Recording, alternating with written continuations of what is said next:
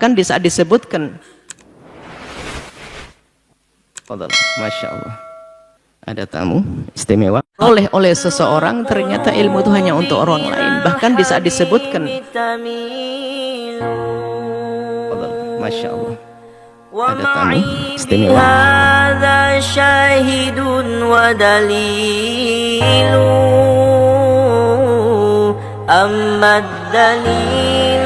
إذا ذكرت محمدا صارت دموع العاشقين تسيل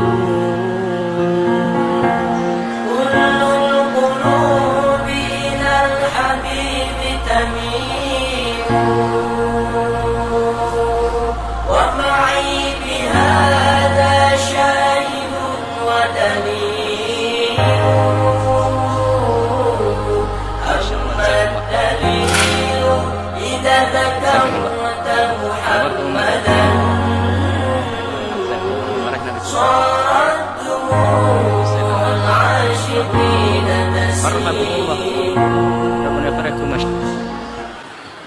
Masya Allah, jazakumullah.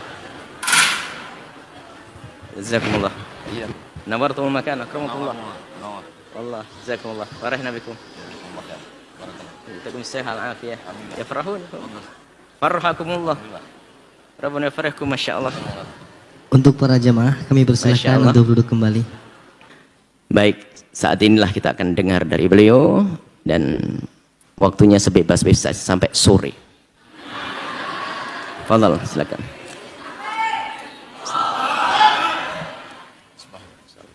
Bismillahirrahmanirrahim. Assalamualaikum warahmatullahi wabarakatuh. Waalaikumsalam. Alhamdulillah wassalatu wassalamu ala rasulillah sayyidina wa maulana wa syafi'ina wa zukhrina wa qurrati a'yunina Muhammad ibn Abdillah wa ala alihi wa sahbihi wa man da'a bi da'watihi wa istanna bi sunnatihi ila yaumi liqa'i rabbih wa ba'du. Syekhuna al-fadil Abu Yahya hafizahullah wa saddada khutah matta'ana Allah bi tuli umrihi wa natabarraku bi majalisihil ilm. Pada kesempatan yang baik dan mulia ini, kedatangan Al-Faqir Abdul Somad ada 3 tujuan. Yang pertama, menyambung silaturahim. Man ahabba yubsatalahu fi rizqihi, siapa yang mau lapang rezekinya, wa yunsa'alahu fi atharihi, mau panjang umurnya, falyasil rahimahu. Yang kedua adalah ingin menuntut ilmu.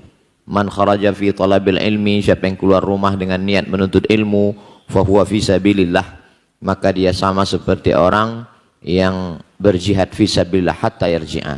Yang ketiga adalah memohon doa dari guru kita, mudah-mudahan selalu istiqomah, mudah-mudahan selalu diberikan hidayah, bimbingan Allah, dan mati dalam keadaan husnul khatimah. Sebenarnya kedatangan Al-Faqir itu saja yang 3. Tiba-tiba sampai di sini tadi diberikan kertas, tolong Ustadz berbicara sampai jam 7.45. Jadi merubah niat di tengah ibadah itu masih ikhtilaf ulama. Jadi tidak bisa merubah niat di tengah ibadah. Tapi kata Buya, silakan berbicara sampai sore. Insyaallah. Suatu ketika Imam An-Nawawi meninggal tahun 676 Hijrah, ingin berziarah ke makam Imam Muhammad bin Idris Asy-Syafi'i, meninggal tahun 204 Hijrah. Jarak antara mereka lebih kurang 400 tahun. Imam Syafi'i meninggal di Fustat di Kairo, sedangkan Imam Nawawi berada di Damaskus, Suriah. Jaraknya lebih kurang 1.500 km. Kalau tidak percaya, ukur sendiri. Lalu kemudian Imam Nawawi dengan jarak yang jauh, dengan jarak umur yang jauh, datang mau berziarah ke makam Imam Syafi'i. Begitu beliau sampai, melihat kubah. Jadi makam Imam Syafi'i itu ada kubahnya. Begitu dia melihat kubah, air matanya menetes, bulu romanya dia tak sanggup menahan. Akhirnya dia tidak jadi berziarah, dia pun pulang. Karena kehebatan, kemuliaan Imam Muhammad bin Idris Asy-Syafi'i. Lalu kemudian Imam Nawawi pun pulang, meninggalkan Mesir, menuju Damaskus. Rupanya Imam As-Subki mendengar berita itu, bahwa ada seorang ulama besar bernama Imam An-Nawawi datang ke Mesir. Imam As-Subki pun datang ke Kairo, Fustat, mencari Imam Nawawi. Rupanya Imam Nawawi juga sudah meninggalkan Mesir. Dia menyusul sampai ke Damaskus. Sampai di Damaskus, ternyata Imam Nawawi tidak berada di Damaskus. Dia sudah pulang ke kampung halamannya di Nawa.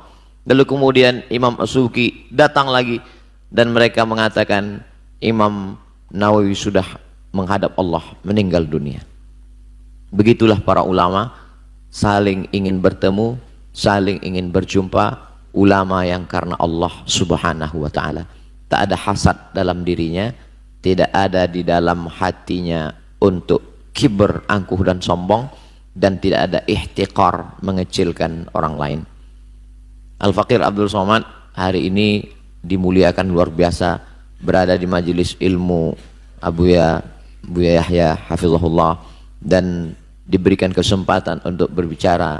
Mudah-mudahan pertemuan kita ini pertemuan yang diridhai Allah subhanahu wa ta'ala.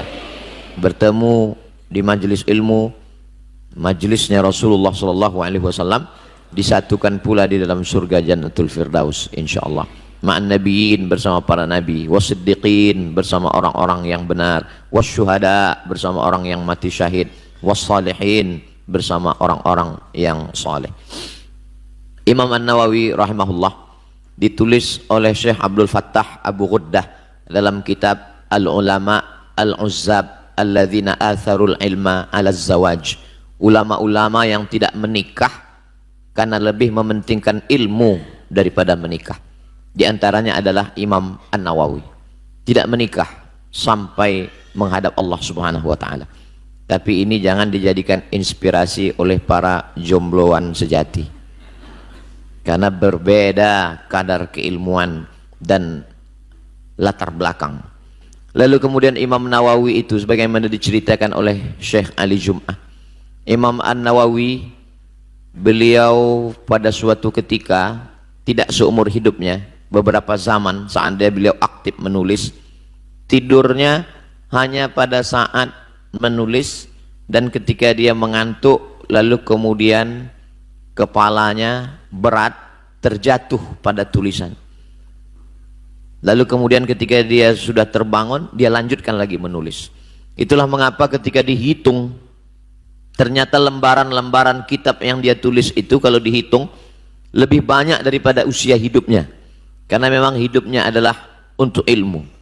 Imam An-Nawawi rahimahullah dimuliakan Allah subhanahu wa ta'ala dalam bidang hadis.